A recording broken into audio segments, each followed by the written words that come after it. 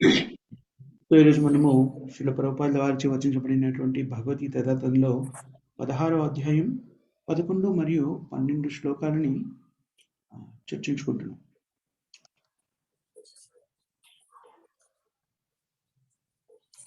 So, కొన్నిసార్లు ఈ ఆధునిక నాగరికతలో జీవిస్తున్నటువంటి వ్యక్తులు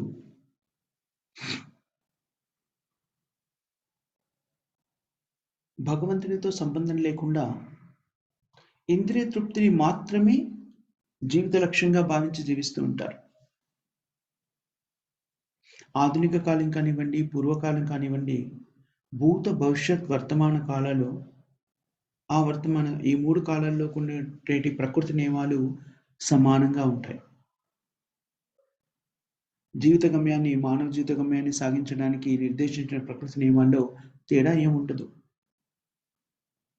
కొన్ని కోటాను కోట్ల సంవత్సరాల క్రితం కూడాను ఆ సమయాన్ని తీసుకొని అప్పటి భూత, భవిష్యత్, వర్తమాన కాలాన్ని పరిగణలోకి తీసుకొని, అలాగే భవిష్యత్తులో కూడాను కొన్ని కోట్ల సంవత్సరాల తర్వాత మీరు గమనించి చూసిన భవిష్యత్తులో కూడాను భూత, వర్తమాన, భవిష్యత్ కాలాలు ఆ స్థితి నుంచి లెక్కించినా కూడాను ప్రకృతి నియమాలు ఒకే విధంగా ఉంటాయి. ప్రకృతి నియమాల్లో ఎలాంటి మార్పు ఉండదు.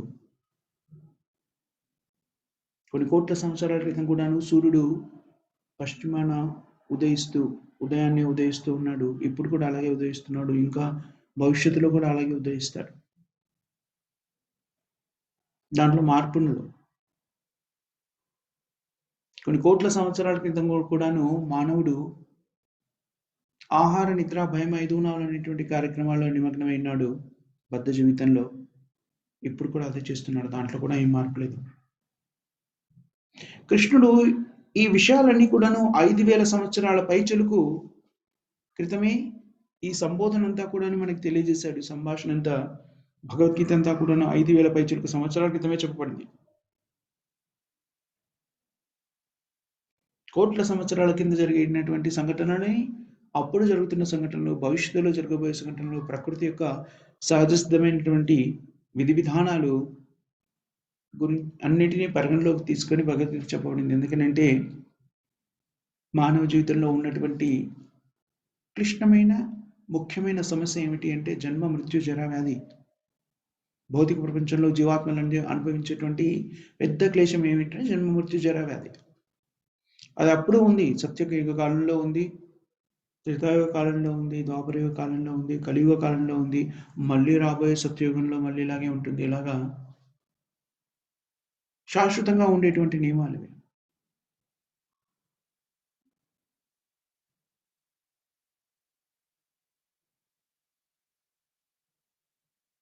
ఇది వేల సంవత్సరాల క్రితం ఇలాంటి అసుర స్వభావం కలిగిన వ్యక్తులు అప్పుడు ఉన్నారు, ఇప్పుడు ఉన్నారు. రావణుడు, హిరణ్యకశిపుడు, కంసుడు లాంటి రాక్షసుల గురించి మనం చదువుకుంటాం. చారిత్రకంగా చరిత్రలో చదువుకునేటువంటి గొప్ప రాక్షసులు వీళ్ళు, బలవంతమైన రాక్షసులు వీళ్ళు. ఇప్పుడు మనము ఆధునిక సమాజంలో కూడా చూస్తున్నాం.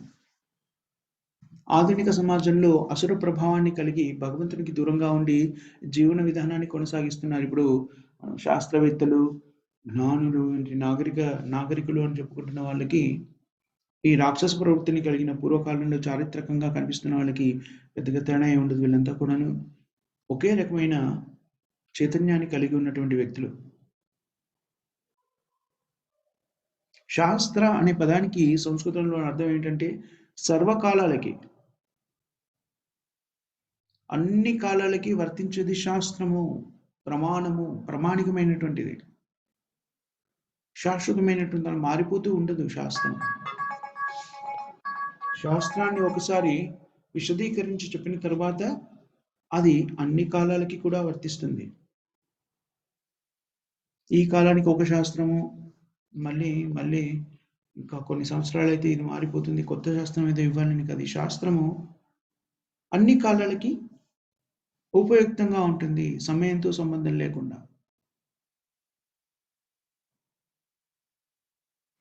పూర్వకాలానికో లేక భవిష్యత్ కాలానికైనా లేకపోతే వర్తమాన కాలానికో ఏకకాలానికి వర్తించేది కాదు, అన్ని కాలాలకి వర్తించేది. ఇది సత్యము. అదే శాస్త్రము అనే పదానికి అర్థం. అది ఎప్పుడు కూడా మారదు. శాస్త్రము అంటే మారనిది.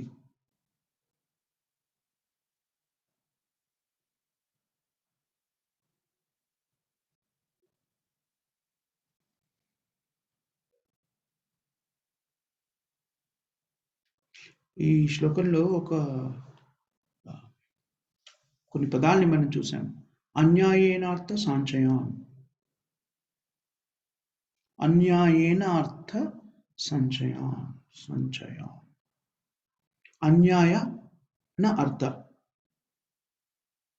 న్యాయ అంటే చట్టబద్ధంగా, అన్యాయ అంటే చట్ట వ్యతిరేకంగా, అధర్మంతో. అన్యాయేనేర్థ సంచయాన్, అన్యాయంగా ధనాన్ని సమకూర్చుకునేటువంటి విధానము అనేటువంటిది ఇప్పుడే కాదు, పూర్వకాలంలో కూడా ఉంది.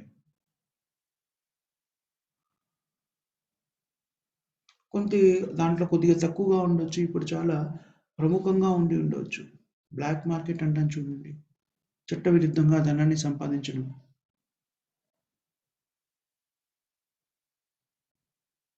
బ్లాక్ మార్కెట్ అంటే సంస్కృతంలో అన్యాయేనార్థ సంచయాన్ అని చెప్పొచ్చు. అంటే ధనాన్ని న్యాయ విరుద్ధంగా, చట్ట విరుద్ధంగా సంగ్రహించడం అన్నమాట. అన్యాయనేర్థ సంచయాన్. న్యాయము అంటే ధర్మ సమ్మతంగా, చట్టబద్ధంగా. అన్యాయము అంటే అవినీతి పరంగా. సో ఈ రాక్షస ప్రవృత్తిని కలిగినటువంటి వ్యక్తులు ధనాన్ని సమకూర్చుకోవడంలో ఎలాగా అన్యాయానార్థి, అధర్మంతో చట్టవిరుద్ధంగా ధనాన్ని సమకూర్చుకోవడంలో ఆసక్తిని కలిగి ఉంటారు. ఎలా ఉంటారు? చింతాం అపరిమేయం. అలా సమకూర్చుకుంటారు కాబట్టి చింతాం అపరిమేయం, అనంతంగా ఆవేదన చెందుతున్నారు, యాంగ్జైటీ, ఆందోళనతోనే ఉంటారు ఎప్పుడు కూడా. భౌతిక ప్రపంచంలో మనం ఏం చేసినా కూడాను ఏదో ఒక చింత, ఆందోళన మనని వేధిస్తూ ఉంటుంది. కృష్ణ చైతన్య విధానంలో జీవించే విధానం ఏమిటంటే, కృష్ణ చైతన్య మార్గం ప్రకారం జీవించే విధానంలో భౌతికమైనది ఏమీ లేదు, అంతా కూడా ఆధ్యాత్మికమే. అయినా సరే కృష్ణ చైతన్యాన్ని పాటించడంలో కూడా అది భౌతిక ప్రపంచ పరిధిలో జరుగుతుంది కాబట్టి ఇప్పుడు దాంట్లో కూడా కొన్ని ఆందోళనకరమైన సంఘటనలు జరుగుతుంటాయి. భౌతిక ప్రపంచంలో జీవించే ప్రతి జీవికి ఆందోళన అనేటువంటిది ఉంటుంది. శ్రీల ప్రభుపాదుల వారు అనేక గుళ్ళని నిర్మించారు, దేవాలయాలను ఎన్నో నిర్మించారు. చాలా ముఖ్యమైన దేవాలయాలు మాయాపూర్లో ఉంది. ఇస్కాన్ హెడ్ క్వార్టర్స్, ప్రపంచ స్థాయి కృష్ణ చైతన్య సంఘానికి ఉన్నటువంటి హెడ్ క్వార్టర్స్, ముఖ్యమైనటువంటి స్థలము మాయాపూర్, పశ్చిమ బెంగాల్లో ఉంది. అలాగే బాంబేలో శ్రీల ప్రభుపాదుల వారు పెద్ద మందిరాన్ని నిర్మించారు. ఆ సమయంలో ప్రభుపాదుల వారు ఎంతో ఆందోళనకు గురయ్యారు. అది భగవత్ సేవని, భగవంతునికి సంబంధించిన కార్యక్రమంలో ఏమైనా సన్యాసి ఆయన దగ్గర ఏమీ డబ్బులు కూడా లేవు, దేని గురించి కూడా ఆశించట్లేదు. కానీ భగవంతుని యొక్క సేవలో స్వీకరించిన ఒక వ్యక్తి, కొంతమంది ఒక వ్యక్తుల సమూహము, వ్యక్తి ఒక కుటుంబము ఆ దేవాలయం నిర్మించడానికి స్థలాన్ని ఇచ్చారు. దాని తర్వాత ఆ స్థలం ఇచ్చిన వ్యక్తి మృత్యువాత పడడం ఏదో జరుగుతుంది. వాళ్ళ వారసులు ఎవరో వచ్చేసి ఆ స్థలాన్ని కట్టడం మొదలెట్టిన తర్వాత దాన్ని వెనక్కి తీసుకునే ప్రయత్నం చేశారు. సో అది కోర్టులో కేసుగా నడిచింది చాలా సంవత్సరాలు. శ్రీల ప్రభుపాదుల వారు దాని గురించి ఎంతో ఆందోళన చెందారు. ఆ ఆందోళన అంతా కూడా భక్తి నిజానికి.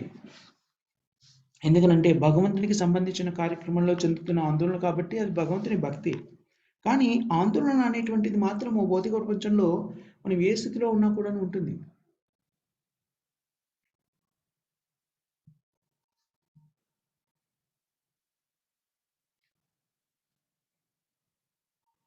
సో కృష్ణ ఆందోళన అనేటువంటిది అన్ని చోట్ల ఉంటుంది. వ్యక్తులు అనవచ్చు, కృష్ణుని జపించాలి అంటే ఇది ఉంది, ఆ పని, రకరకాల పనులున్నాయి, ఆందోళనకరంగా ఉంది, గంటలో అయిపోతుందో లేదో, 2 గంటల్లో అయిపోతుందో లేదో, అయిపోకముందే ఎవరైనా పిలుస్తారేమో, ఇలాంటి ఆందోళన ఉంటే ఉండవచ్చు గాక.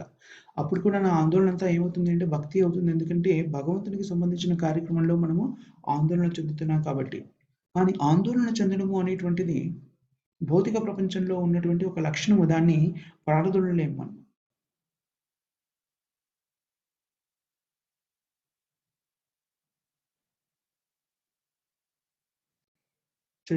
శ్రీల ప్రభుపాదుల వారు ఎలాగా భగవంతునికి సంబంధించినటువంటి ఈ దేవాలయాన్ని ఎలా సంరక్షించాలి, ఈ కృష్ణ చైతన్య ఉద్యమాన్ని ముందుకెలా తీసుకెళ్ళాలి, ప్రజలు దీన్ని ఎలా స్వీకరిస్తారు, ఎలాంటి మార్గాన్ని అవలంబించడం ద్వారా కృష్ణుడికి సంబంధించినటువంటి ఈ సమాచారాన్ని ప్రజలందరికీ అందించాలి అనేటువంటి ఆందోళన, యాంగ్జైటీ శ్రీల ప్రభుపాదుల వారికి కూడా ఉండేది. ఆ ఆందోళన అంతా కూడా కృష్ణుడు, ఎందుకంటే అది భక్తికి సంబంధించిన ఆందోళన కాబట్టి. బృందావనంలో కూడా ఈ ఆందోళన అనేటువంటి మనం చూస్తాం. రాధారాణి కృష్ణుడు తన పక్కనే లేకుండా క్షణం అదృశ్యమైనా కూడాను ఆందోళన చెందుతుండది. కృష్ణుడు ఎప్పుడొస్తాడు, ఎక్కడికెళ్ళాడు, ఎందుకెళ్ళారు? గోపికలు కూడా అత్యంత ఆందోళనకర స్థితిలో ఉన్నారు. గోపికలు కూడా ఏమనుకుంటున్నాడు,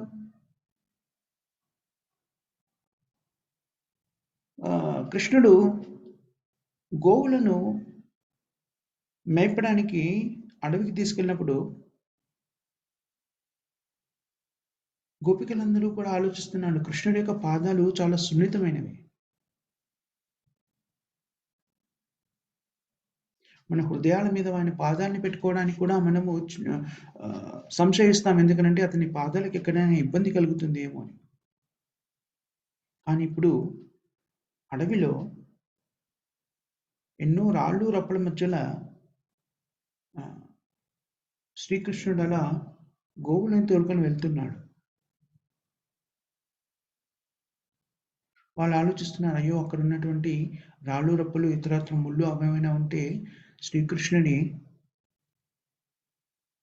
సున్నితమైన పాదాలకి ఎలాంటి ఇబ్బందిని కలిగిస్తున్నాయని ఆందోళన పడుతూ ఉంటారు. అలా ఆలోచిస్తూ గోపికలు నిజానికి మనము నేర్చుకుంటాం శ్రీమద్ భాగవతంలో దశమ స్కందము, దాని తర్వాత వస్తున్న లీలల్లో మనం నేర్చుకుంటాం ఏంటంటే గోపికలు కూడా అలా ఆలోచిస్తూ సుమ్మసిల్లిపోతారు. ఒక్కోసారి ఆ తీవ్రమైన ఆలోచనలో ఉండి, అయ్యో కృష్ణుడి పాదాలకి ఎలాంటి వేదన కలుగుతుందో కదా అనేటువంటి ఆలోచన వాళ్ళకి స్పృహ కోల్పోయేలా చేస్తుంది ఒక్కోసారి. అది గోపీభావం. కృష్ణుడేమో గ్రామాన్ని వదిలేసి గోవులని తీసుకొని మేపడానికి వెళ్ళారు, వాళ్ళేమో ఇంట్లో ఉన్నారు. అలా కృష్ణుడి గురించి ఆలోచిస్తున్న ఆందోళనలో స్పృహ కోల్పోయిన స్థితులు కూడా ఉన్నాయి వాళ్ళవి. అది కూడా ఆందోళనే. కానీ అదంతా కూడా కృష్ణుడి గురించి. అందుకనే గోపికలు చాలా ఉన్నతమైన స్థితిలో ఉన్నాడు.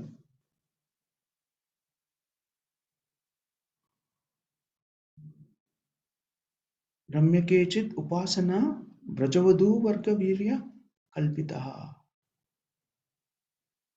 చైతన్య మహాప్రభు ఏమని ఆదేశిస్తారంటే, శ్రీకృష్ణుని ఆరాధించడంలో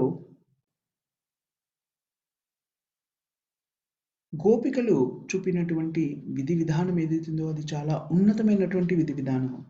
వాళ్ళకన్నా గొప్పగా శ్రీకృష్ణుని ఎవరూ ఆరాధించలేరు అని చెప్తారు. సో గోపికలు ఆరాధించే విధానంలో కూడాను ఆందోళన అనేది కనబడుతుంది. కానీ అది ఆధ్యాత్మిక ఆందోళన. 2 రకాల ఆందోళన గురించి మనం చర్చించుకున్నాం. భగవంతుని గురించి పడేటువంటి ఆందోళన, భౌతికమైనటువంటి ఆందోళన ఉంది. మన ఇంద్రియాల గురించి, ధన సంపార్జన గురించి, ఇంద్రియతృప్తి గురించి పడినటువంటి ఆందోళన. ఆధ్యాత్మిక ఆందోళన వల్ల మనము మన ఆధ్యాత్మిక జీవితంలో పురోభివృద్ధి సాధిస్తాము. భౌతిక ఆందోళనలతోని మనము భౌతిక బంధనాల్లో చిక్కుకుంటాము. అంటే ఈ భౌతిక ప్రపంచంలో మనుషులందరూ కూడాను చింతాం అపరిమేయం చ, ఆందోళన లేకుండా మాత్రం జీవించలేము ఇక్కడ. ఇక్కడ మనము రాక్షస స్వభావం కలిగిన అసురుల గురించి మాట్లాడుతున్నాము. అసురులు అంటే భౌతికవాదులు. ఎవరైతే ఈ శరీరం యొక్క సౌకర్యాల కోసము, ఇంద్రియ తృప్తి కోసము కావలసినటువంటి సౌకర్యాలని సమకూర్చుకోవడంలో నిమగ్నమైన వాళ్ళు.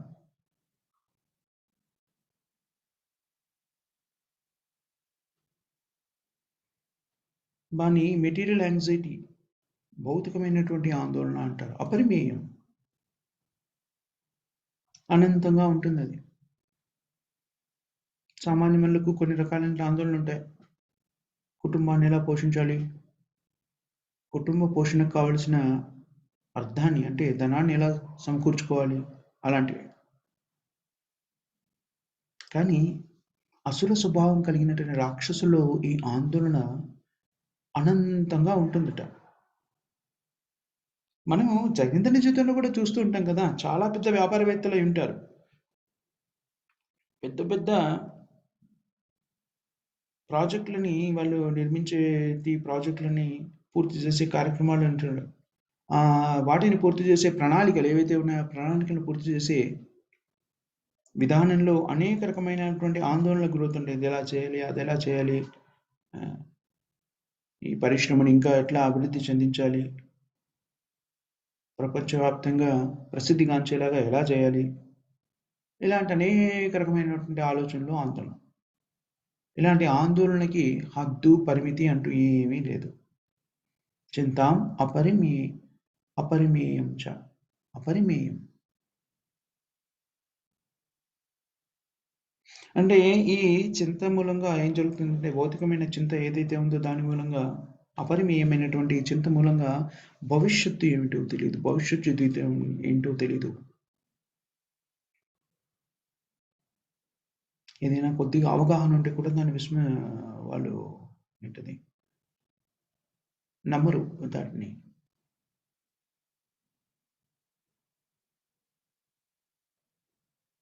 ఇంతకు పూర్వకాలంలో ఒక స్థితి ఉండేది. అసురులు కూడాను వేదాలని కొంతవరకు స్వీకరించేవారు. అందుకని వేదశాస్త్రంలో చెప్పినటువంటి యజ్ఞయాగాదులను చేసి వాళ్ళ ఇష్ట దేవతలనైనా కూడాను వాళ్ళ యజ్ఞాల ద్వారా సంతృప్తిపరిచి, తపస్సుల ద్వారా సంతృప్తిపరిచి వాళ్ళ కృపకి పాత్రులయ్యేవారు. కొంతనైనా అసురులు, పూర్వకాలంలోని అసురులు కొంత వేదాలని నమ్మేవారు. కంసుడు గొప్ప అసురుడు.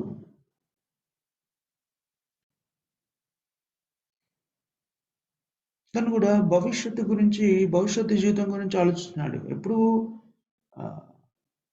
ఆకాశవాణి ద్వారా తన సోదరి అయినటువంటి దేవకి యొక్క 8వ సంతానం చేత తను చంపబడబోతున్నాడు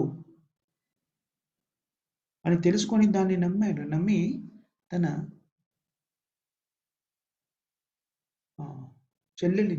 సోదరిని సంహరించడానికి సిద్ధపడ్డాడు. ఎందుకనంటే ఆ సోదరి ద్వారానే తనకి మేనల్లుడు కలగబోతున్నాడు, అతని ద్వారా తనకు మృత్యు సంభవిస్తుంది కాబట్టి తన సోదరిని సంహరించడానికి సిద్ధపడ్డాడు. కానీ ఎప్పుడైతే వసుదేవుడు కొన్ని ప్రశ్నలను సంధించి శాస్త్రం ప్రకారంగా ఆలోచించమని, తన కీర్తి ప్రతిష్ట ఏమవుతుంది అని తెలియజెప్పినప్పుడు కంసుడు వెంటనే ఆలోచనలో పడ్డాడు. అవును, నేను అలా సంహరిస్తే సమాజం ఏమనుకుంటుంది, ప్రజలు ఏమనుకుంటారో, నా సోదరుని నేనే చంపేశాను అనుకుంటారు కదా. ఆ విధంగా ఆలోచిస్తూ అసుర స్వభావం కలిగినటువంటి కంసుడు కూడా వాళ్ళ భవిష్యత్తు గురించి ఆలోచిస్తున్నాడు.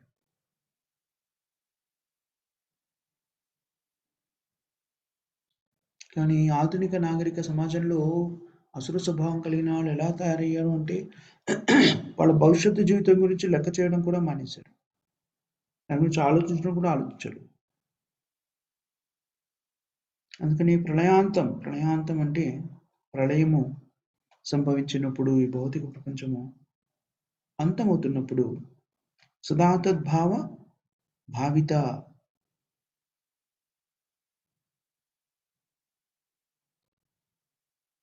మృత్యు సమయంలో యం భావం స్మరణలోకే ప్రజాయతే అంత కలేవరం. ప్రళయాంతం అంటే మృత్యు సమయంలో అని చెప్పుకోవచ్చు. మనం ఎప్పుడైతే ఈ శరీరాన్ని వదిలిపెడతామో అప్పుడు. ఉపశ్రిత ఉపశ్రిత అంటే ఇప్పుడున్నటువంటి శరీరాన్ని ఎలాంటి ఆలోచనలు కలిగి ఉంటామో అలాంటి ఆలోచనలతో మనం మరో శరీరాన్ని పొందుతాము. అది మనం ఇంతకుముందు నేర్చుకున్నాం, ఎలా అది పొందుతాము.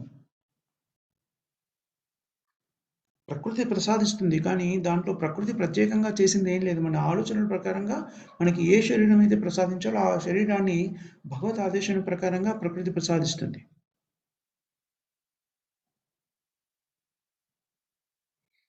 దానికి ఎప్పుడైతే మనకి ఏదైనా వ్యాధి సోకిందనుకోండి,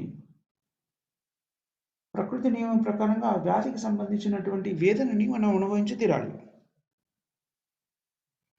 దానికి సంబంధించి ఎవరు ఏమి చేయడానికి ఏం లేదు. వ్యాధి మనకొచ్చింది, దాన్ని అనుభవించాలి అంతే. ప్రకృతి ధర్మము అంటే అలాంటిది అనమాట. మనం తినగలిగిన ఆహారం కన్నా ఎక్కువగా మనం భుజించామనుకోండి, అజీర్తి కలుగుతుంది.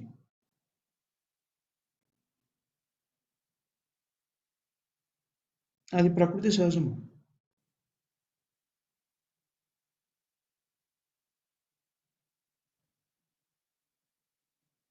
అగ్నిని మనం ముట్టుకున్నాం అనుకోండి, మనము ముట్టుకున్నా తెలిసి తెలియకుండా అజ్ఞానంతోని, అమాయకత్వంతోని ఒక చిన్న శిశువు ముట్టుకున్నా కూడాను అగ్ని కాలుతుంది. అగ్ని ఇలా అనుకోదు, ఇతను చాలా ఈ వ్యక్తి శిశువు అజ్ఞానంలో ఉన్నాడు, అందుకని క్షమించేద్దాం అని అనుకోదది. అది దాని గుణం, దాని ప్రకృతి గుణం అది. అది కాల్చేస్తుంది అంతే.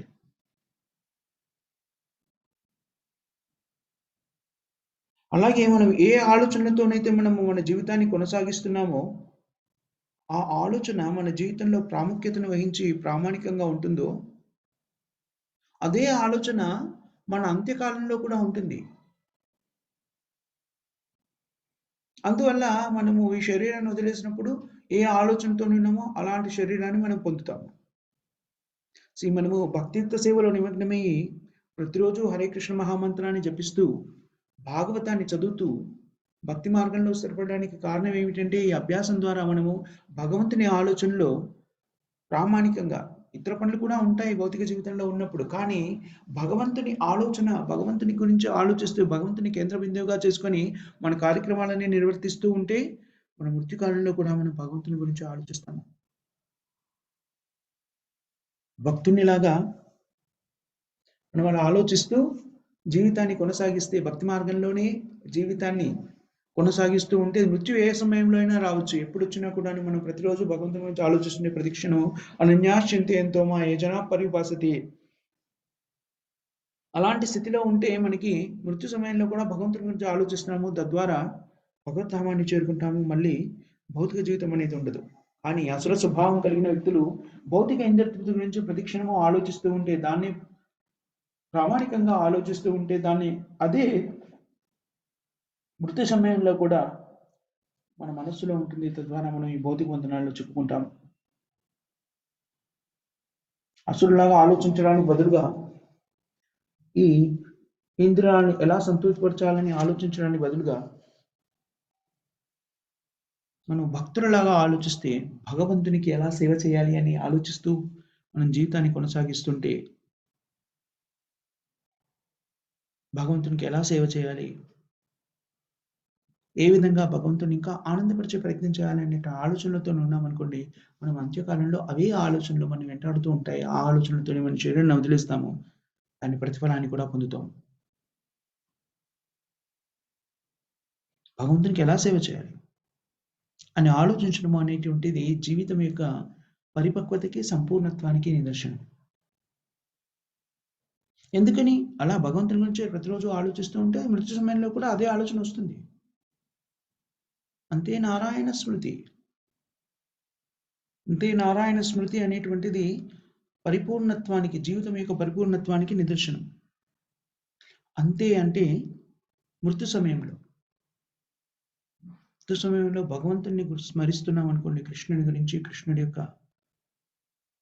సేవని గురించి మనం ధ్యానిస్తూ ఉంటే మనకి మన జీవితానికి మన జీవితం విజయం ఎంతమంది చెప్పుకోవచ్చు. త్యక్త్వాదేహం పునర్జన్మ నైతిమాం ఏతి కౌంతేయ. మనము ఆ విధంగా మన జీవితాన్ని నడుచుకోవాలి. అసురుల్లాగా మన జీవితాన్ని కొనసాగిస్తే భౌతిక బంధనలు మనని వదిలిపెట్టవు. ఆలోచన అనేది ఉండాలి. ఆలోచన లేకుండా చైతన్యమే లేదు. కానీ మనం ఈ శరీరం గురించి, శరీరానికి సంబంధించినటువంటి భౌతిక వస్తువుల గురించి ఆలోచిస్తే, మనం ఈ శరీరాన్ని ఎలా సౌకర్యవంతంగా ఉంచాలి, ఇంద్రియాలను ఎలా సౌకర్యవంతంగా తృప్తిపరచాలి, ఇంకా ఎక్కువ ధనాన్ని ఎలా సంగ్రహించాలి, తద్వారా ఇంద్రియతృప్తిని పొందొచ్చు అనేటువంటి ఆలోచనలు ఉన్నాయనుకోండి, ఆ ఆలోచనలు మనని అసురులముగా మనం అర్థం చేసుకోవచ్చు. అసుర స్వభావము అని. అలా ఉంటే మృత్యు సమయంలో సహజంగానే మనం వాటి గురించి ఆలోచిస్తాము. అప్పుడు జంతుజాలంలోనూ అసురులుగానో, జంతువులుగానో లేకపోతే వృక్షాలుగానో జన్మిస్తాం మళ్ళీ.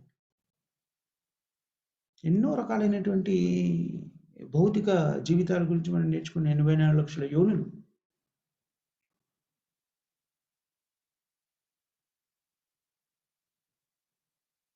మన ముందు ఎన్నో రకాల ఉదాహరణలు మన కళ్ళెదుట కనబడుతున్నాయి.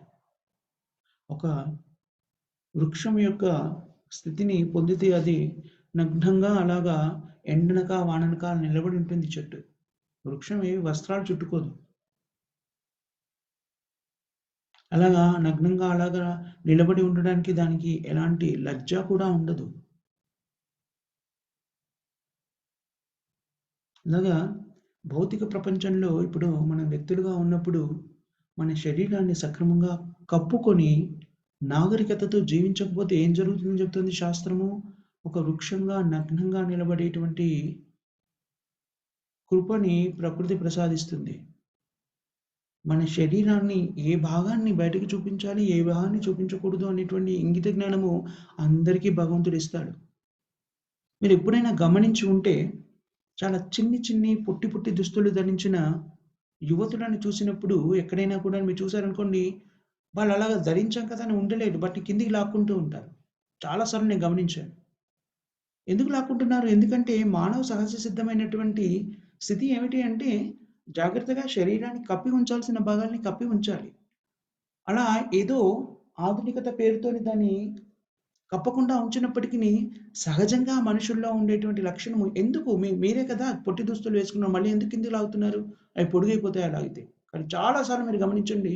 పొట్టి దుస్తులు వేసుకున్న వాళ్ళు మళ్ళీ తమను తాము రక్షించుకోవడానికి రకరకాల ప్రయత్నాలు చేస్తూ ఉంటారు. అది మానవ జీవితంలో ఉన్నటువంటి సహజమైన స్థితి. కానీ మనము అస అసహజ అసహజంగా ప్రవర్తించినప్పుడు ఏమవుతుంది? ఓకే. నీకు ఇలా అసహజంగా ప్రవర్తించడం ఎందుకు? నీకు ఆ స్థితినే పొందగలిగినటువంటి శరీరాన్ని ప్రసాదిస్తానని ప్రకృతి మనకు వృక్షం లాంటి శరీరాన్ని ప్రసాదిస్తుంది. వృక్షాలు దాదాపు 10,000 సంవత్సరాలు అలా నిలబడి ఉంటాయట.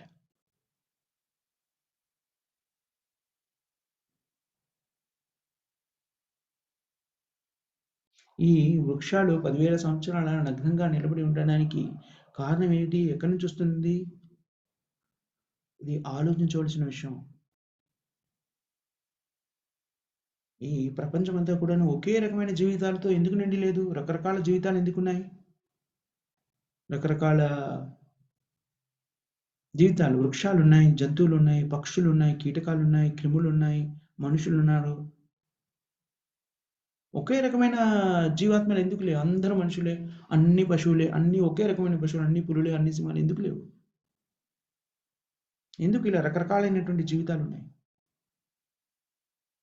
ఎందుకనంటే ఒక్కొక్క జీవాత్మకి ఒక్కో రకమైన కోరిక ఉంది. ఆ కోరికలకి అనుగుణంగా ప్రకృతి వాటికి సరిపోయేటువంటి శరీరాన్ని ప్రసాదించింది. అది ప్రకృతి యొక్క సహజ సిద్ధమైనటువంటి గుణము. దాంట్లో ఎలాంటి ఎక్సెప్షన్ లేదు.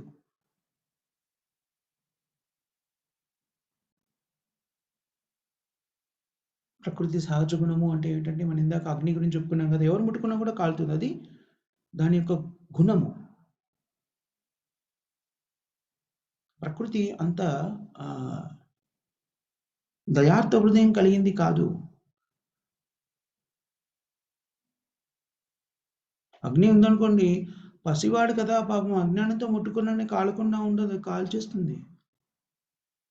అదేవిధంగా మృత్యు సమయంలో మనము సరిగ్గా ఆలోచించకపోతే, భగవంతుని గురించి ఆలోచించకపోతే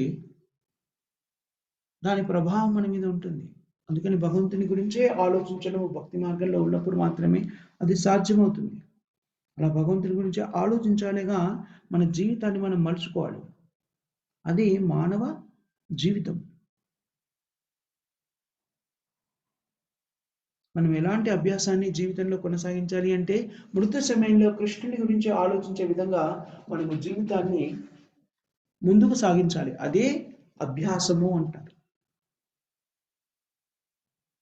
అందుకని కృష్ణుడు ఏమని చెప్తాడు, ఆ స్థితిలో మనం ఉండాలి అంటే, మన్మనాభం మద్భక్తో మధ్యాజీమాం నమస్కురు మామే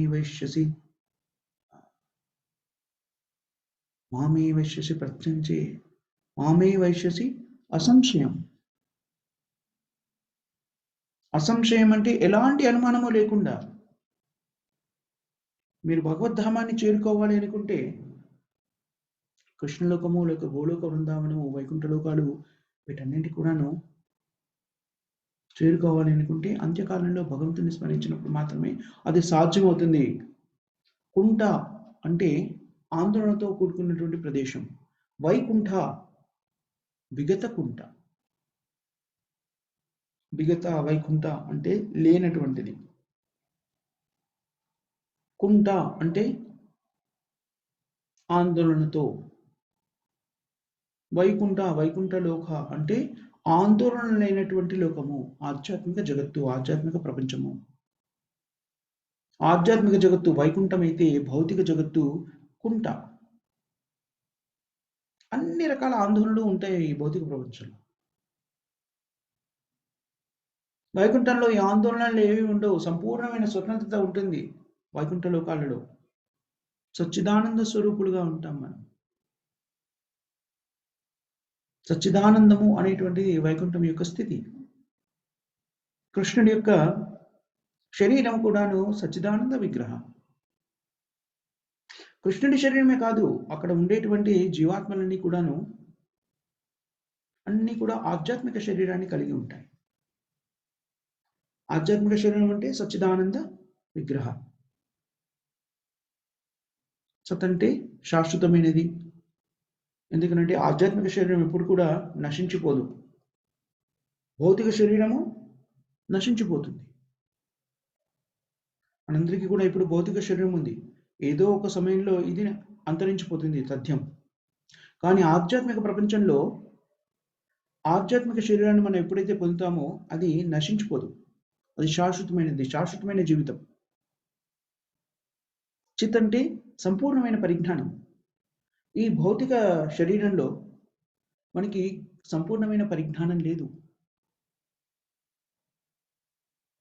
ఏదైనా పరిజ్ఞానం ఉంటే కూడా అది అసంపూర్ణమైనటువంటి పరిజ్ఞానం, చాలా పరిమితమైనటువంటి జ్ఞానం.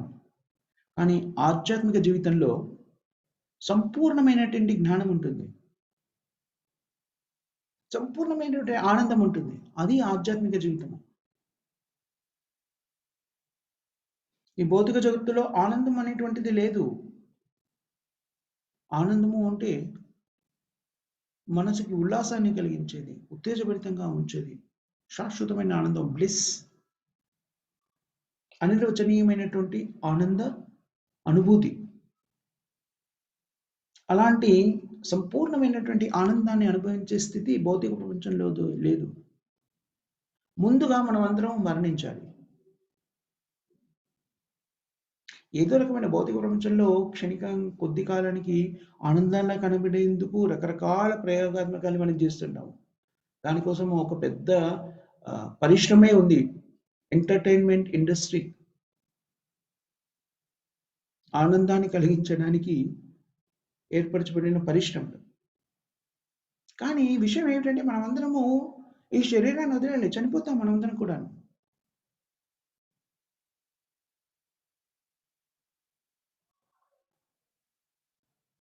ఇప్పుడు మనం ఇక్కడ నృత్యం చేస్తూ ఆనందిస్తున్నాం అనుకోండి, కొద్ది క్షణాల్లో మనకి మృత్యు రాబోతుంది అని తెలిసినప్పుడు కానీ, అలా జరిగినప్పుడు కానీ, ఆ ఆనందాన్ని మనం అనుభవించలేము. వెంటనే ఆందోళన మొదలవుతుంది. ఇక్కడ ఆనందము నిజమైన ఆనందం కాదు.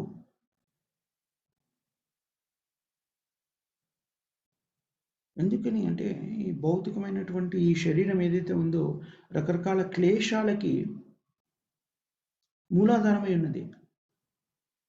ఆకలేస్తుంది, దాహమేస్తుంది, మృత్యు సంభవిస్తుంది.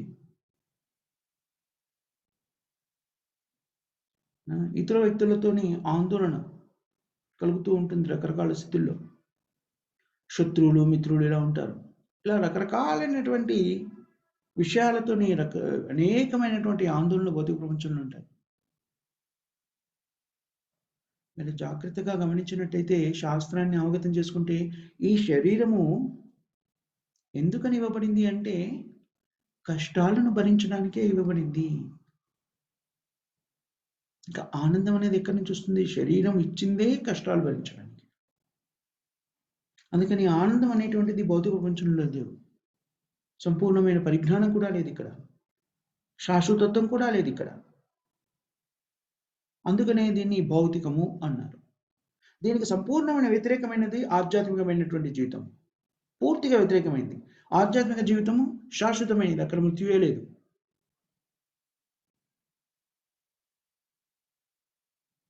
నాగరికత అంటే అర్థం ఏమిటి అంటే, మనము ఈ అశాశ్వతమైనటువంటి ప్రదేశం నుంచి శాశ్వతమైన జీవితం వైపు పయనించడమే. అజ్ఞానపూరితమైనటువంటి జీవితం నుంచి సంపూర్ణ పరిజ్ఞానాన్ని పొందగలిగేటువంటి జీవితం గురించి జీవితాన్ని పొందే ప్రయత్నం చేయడము. ఈ వేదనలతో కూడిన జీవితం నుంచి సంపూర్ణ ఆనందకరమైన జీవితాన్ని పొందేందుకు ప్రయత్నం చేయడము, అది ఆధ్యాత్మిక జీవితాన్ని పొందడానికి ప్రయత్నం చేయడమే నిజమైన నాగరికత అని చెప్పబడింది. అందుకని ఈ మానవ శరీరంలో ఉన్న ప్రతి వ్యక్తి కూడాను తన బుద్ధిని ఉపయోగించి విశ్లేషణాత్మకంగా జరుగుతున్న సంఘటనలన్నీ కూడా పరిగణలోకి తీసుకొని శాస్త్రాన్ని స్వీకరించి మన స్థితిని అర్థం చేసుకొని ఇలాగా అసుర స్వభావంతో జీవించడంలో ప్రయోజనం ఏమిటి అని ఆలోచించి, ఇక్కడ కృష్ణుడు ఉన్నారు, ఇక్కడ భగవద్గీత ఉంది, భాగవతం ఉంది. దాంట్లో భగవంతుడు స్పష్టంగా చెప్తున్నాడు, మన్మనాభవ మద్భక్తు మజ్జేజీమా నమస్కుడు. మీరు నా భక్తులు కండి, నా గురించి ఆలోచించండి. మన్మన మద్భక్త, మధ్యాజీ అంటే నన్ను ఆరాధించండి, సేవించండి. మాం నమస్కురు అంటే నాకు వందనాలు సమర్పించండి. మనం ఈ సిద్ధాంతాన్ని గనక అవలంబిస్తే మామై వేష్యసి, అప్పుడు మీరు నన్నే చేరుకుంటారు అని కృష్ణుడు చెప్తున్నాడు. సో ఎన్నో కోటానుకోట్ల జీవితాలు మనకు లభ్యమయ్యాయి. ఒక్క జీవితంలో మనము మన జీవితాన్ని కృష్ణుడికి ఎందుకు సమర్పించకూడదు?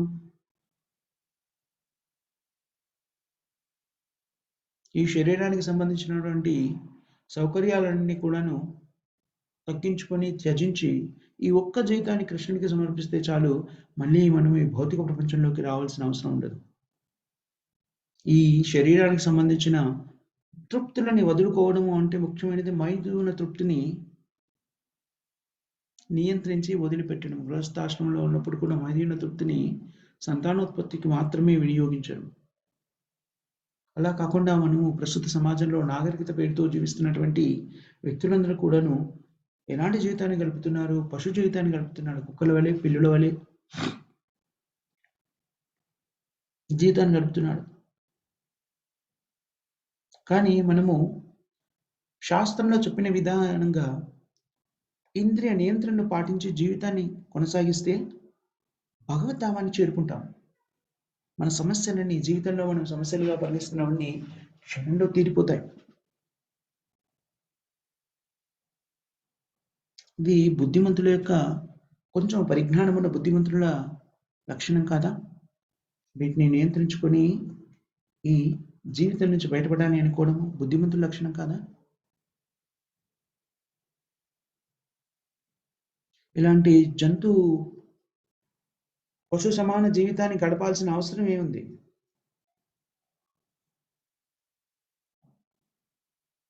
విషయ కలో సర్వత స్యాత్. విషయ అంటే 4 రకాలైన అవసరాలు, భౌతిక జీవితంలో ఉండేటువంటి 4 రకాలైన అవసరాలు, వాటిని విషయ అంటారు. ఆ 4 భౌతిక అవసరాలు ఏమిటి?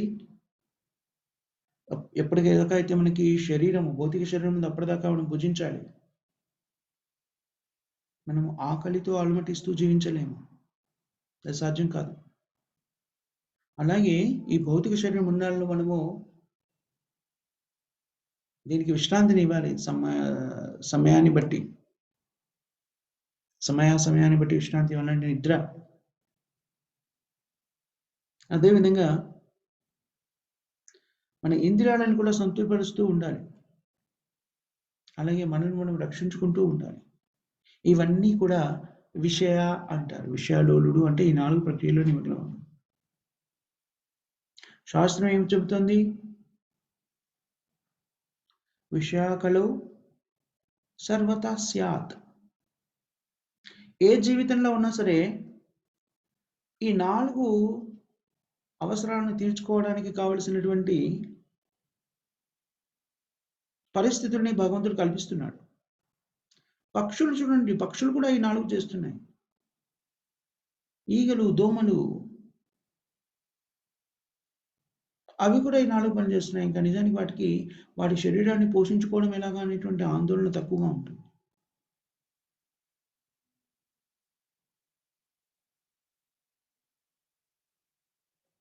పక్షుల్ని గమనించినట్టే పొద్దున్నే వాటికి ఏ ఆందోళన ఉండదు, లేచి ఆహ్లాదంగా ఏం చేస్తాయి? పక్షుల ధ్వనులు వింటూ ఉంటాము. చుప్ చుప్ చుప్ చుప్ చుప్ చుప్ చుప్ అవి శబ్దం చేస్తూ ఉంటాయి. చిర్పి ఎక్కడికో ఎగురుతూ ఒక చెట్టు నుంచి ఒక్కో చెట్టుకి, చెట్ల మీద ఉన్నటువంటి పండ్లు ఫలాలను స్వీకరిస్తూ ఉంటాయి.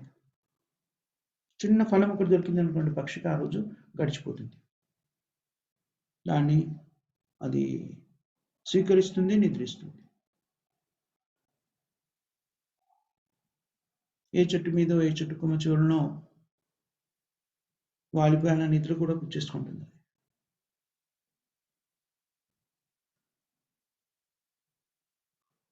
సో అలాగా ఆహార నిద్ర మైథునాలు పక్షుల్లో కూడా ఉన్నాయి, మనకు తెలుసు ఆ విషయం. 2 రకాల గుడ్లు అనేది పెడుతుంది కదా, మగ గుడ్డు, ఆడగుడ్డు. పక్షుల్లో కూడాను ఈ మైథున తృప్తికి పెద్ద ఆందోళన ఏం లేదు. అది ఎప్పుడు అవసరమైతే అప్పుడు ఇంకో పక్షితో కలిసిపోతుంది. భుజించడానికి దానికి పెద్ద ఆందోళన లేదు, నిద్రించడానికి ఆందోళన లేదు.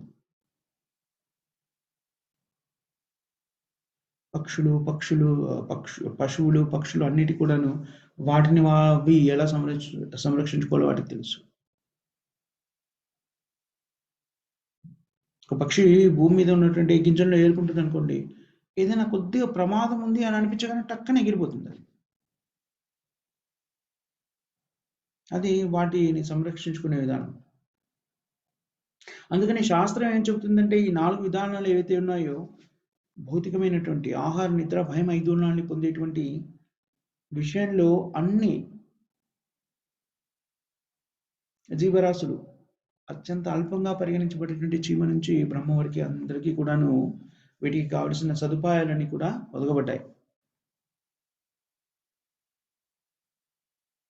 వీటికి పెద్దగా ఆందోళన చెందక్కర్లేదు, భగవంతుడు వాటిని మనకి సమకూర్చాడు.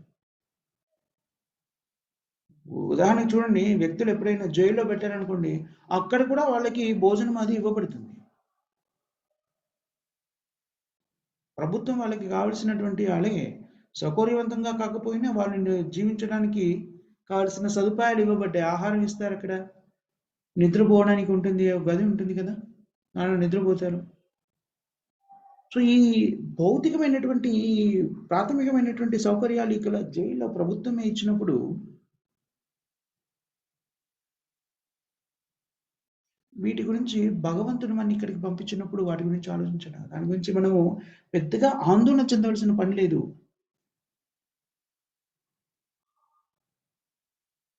మానవ జీవితంలో ఉన్నప్పుడు మనం జీవాత్మ వీటి గురించి జాగ్రత్తగా ఆలోచించి, దేని గురించి మానవ జీవితం ఇవ్వబడిందో తెలుసుకోవాలి. 84,00,000 యోనులు ఉన్నాయని మనం నేర్చుకున్నాం.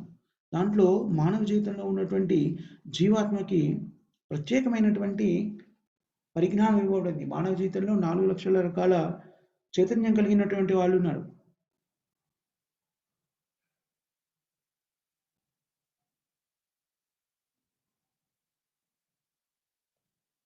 సో, మానవ జీవితం అనేటువంటిది ఈ 4 కార్యక్రమాలు చేయడానికే కాకుండా,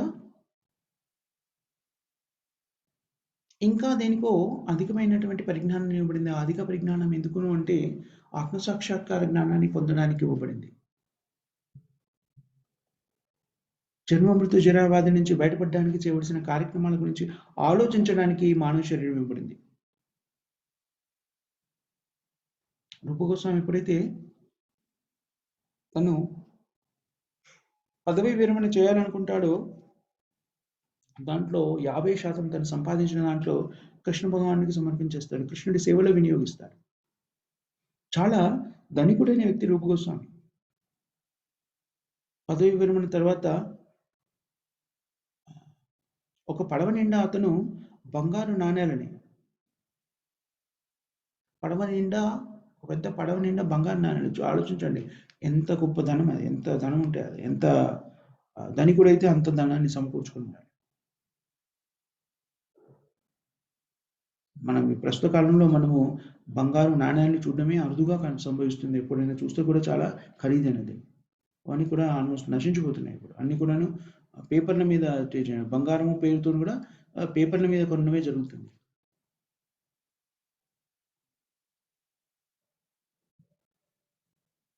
చాలా కొద్ది సంవత్సరాల క్రితం కూడాను 20, 30, 40, 50 సంవత్సరాల క్రితము, లేకపోతే 300, 400 సంవత్సరాల క్రితం చూస్తే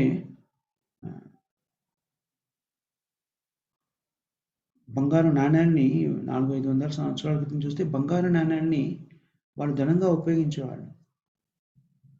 వస్తు విక్రయానికి బంగారు నాణేల్ని సేకరించేవాళ్ళు.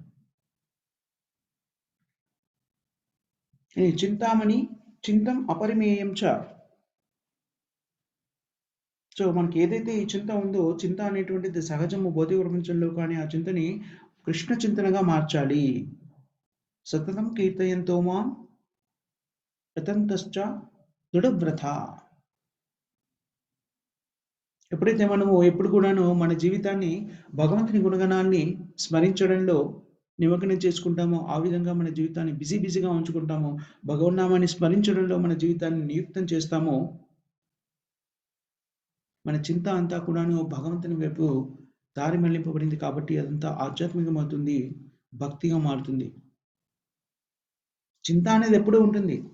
అయితే ఆ చింతని మనం ఇంద్రియ తృప్తి వైపు కాకుండా భగవంతుని సేవ కోసం వినియోగించామనుకోండి, ఈరోజు భగవంతునికి ఎలా సేవ చేయాలి, రేపు ఎలా సేవ చేయాలి, ఎంతమందికి భగవత్ ప్రచారాన్ని మనము భగవంతుని సమాచారాన్ని అందించగలుగుతాము, వాళ్ళని భక్తి మార్గంలోకి ఎలా తీసుకురావాలి, ఇలాంటి ఆలోచన ఉందనుకోండి, అది కూడా చింతనే.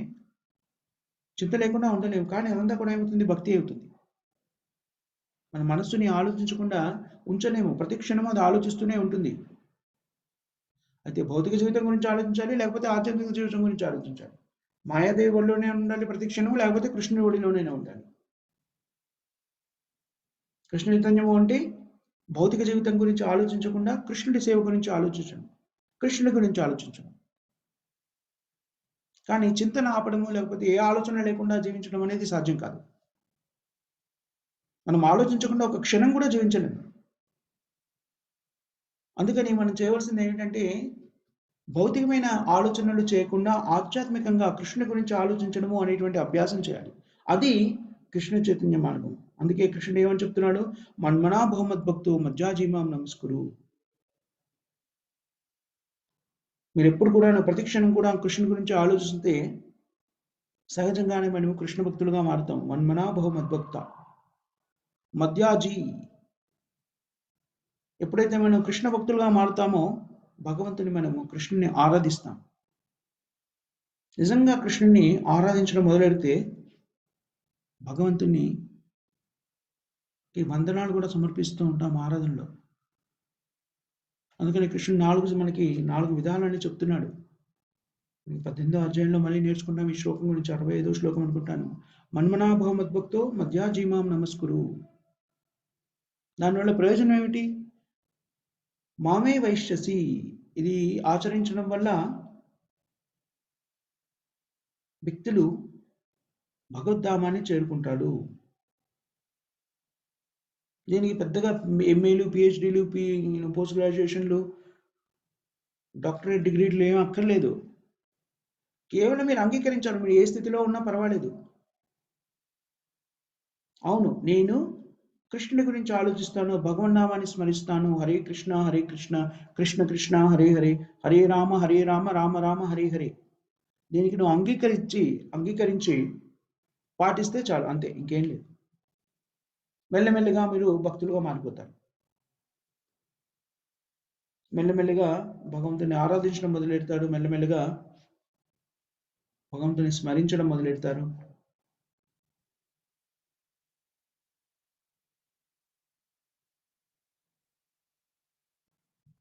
ఎవరైనా కృష్ణునికి సంబంధించిన పరిజ్ఞానాన్ని ఇతరులకు అందించాలంటే పెద్ద కష్టం కూడా కాదు. తమకు తెలిసిన పరిజ్ఞానాన్ని ప్రతిరోజు మనం మాట్లాడకుండా ఉండలేము. ఎందరితో మాట్లాడుతున్న ప్రతి వాళ్ళతోనూ కూడాను కృష్ణ చైతన్యానికి సంబంధించిన పరిజ్ఞానాన్ని అందించే ప్రయత్నించాలి. ఇది ఏదో ఒక రకమైన ప్రత్యేకమైన వ్యక్తులకు కానీ, ప్రత్యేక తరగతికి కానీ, ప్రత్యేక వర్గానికి కానీ, ప్రత్యేక దేశానికి కానీ చెందినటువంటిది కాదు. అన్ని జీవాత్మలకి సంబంధించిన పరిజ్ఞానం ఇది. ఇది మనిషి జీవితంలో ఉన్నటువంటి జీవాత్మ తప్పకుండా చేయగలిగినటువంటి విషయం ఇది. కష్టం ఎక్కడ ఉంది చెప్పండి? జస్ట్ మనము దీన్ని స్వీకరిస్తే చాలు. ఇది చెయ్యాలి అనుకుంటే చాలు, చేసేయగలం. ఇతర జీవ రాశుల్లో ఉన్నవాడికి కృష్ణ చైతన్యం పాటించడము సాధ్యం కాకపోవచ్చు. కానీ మానవ జీవితంలో ఉన్న వాళ్ళకి ఇది పెద్ద కష్టమైన విషయం కాదు. ఈ మానవ జీవితాన్ని మనము సంపూర్ణంగా సద్వినియోగం చేసుకోవాలి అంటే కృష్ణ చైతన్యాన్ని స్వీకరించాలి. అదేంటి? ప్రతి క్షణము కృష్ణుడి గురించి ఆలోచిస్తూ ఉండడము. అది కష్టం కాదని మనకి భగవంతుడు విభూతి యోగంలో చెప్పాడు కదా, 10వ అధ్యాయం. రసోహం అప్సు కౌంతేయ.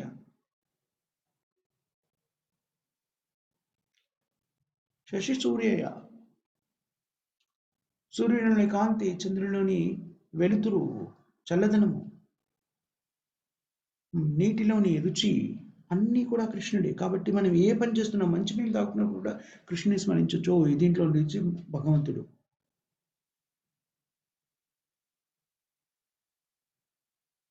మాయాదేవి చాలా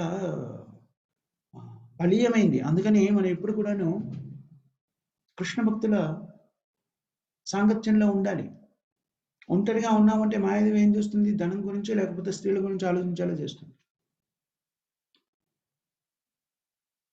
అందుకనే మనం సమూహంలో జీవిస్తూ హరే కృష్ణ మహామంత్రాన్ని ఎప్పుడూ జపిస్తూ ఉండాలి. హరే కృష్ణ కృష్ణ కృష్ణ హరే హరే, హరే రామ రామ రామ హరే హరే. ఈ జపం చేయడం ద్వారా మనం రక్షించుకోవడమే కాకుండా ఇతరులు కూడా అభివృద్ధి చెందడానికి దోహదపడతాము. ఆ విధంగా మనము ఈ భౌతిక ప్రపంచంలో దిగజారిపోకుండా ఉండేలాగా రక్షించుకోగలుగుతాము. భక్తుల యొక్క సాన్నిహిత్యంలో ఉండి హరినామాన్ని జపించడము అనేటువంటి కార్యక్రమాన్ని చేయడం ద్వారా. అది మానవ జీవితంలో ఉన్నటువంటి జీవాత్మ చేయవలసినటువంటి ముఖ్యమైన కార్యక్రమం. అది ఈ 2 శ్లోకాల యొక్క ముఖ్య సారాంశం. దాన్ని ఎవరు చేయగలరు అంటే, ఈ జీవిత విధానాన్ని ఎవరు స్వీకరించగలరు అంటే, అసుర స్వభావం ఉన్న వ్యక్తులు స్వీకరించలేరు. కానీ ఏ స్వభావం ఉన్నా సరే వాళ్ళు భగవద్నామాన్ని జపించడము, శ్రవణం చేయడం అనేటువంటి కార్యక్రమాలు నిమగ్నమైతే వీటిని మాత్రమే అభ్యసిస్తూ ఉంటే మెల్లిమెల్లిగా భక్తుల స్థితిని మనము చేరుకోగలుగుతాము. అది ఈ 2 శ్లోకాల యొక్క సారాంశము. మనము 10 నిమిషాలు ఎక్కువైపోయింది. ఇక్కడ ముగిద్దాము. ఏమైనా క్వశ్చన్స్ కానీ, కామెంట్స్ కానీ ఎవరికైనా ఉన్నాయా మాతాజీస్ అండ్ ప్రభుజీస్?